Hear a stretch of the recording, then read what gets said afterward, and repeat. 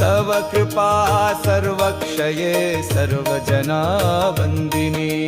प्रेम प्रीति लज्जा न्याय नारीणा च मोहिनी नमः नमः महामाये रूढमालाधारिणी खड्गचक्रहस्तधारिणी शङ्खिनी सुनादिनी सम्मोहना रूपनारी हृदयविदारिणी अहंकार कामरूपा भुवन विलासिनी नमः नमः महामाये जगत्प्रकाशिनी ललज्जिह्वा पापासुरमर्दिनी महाभया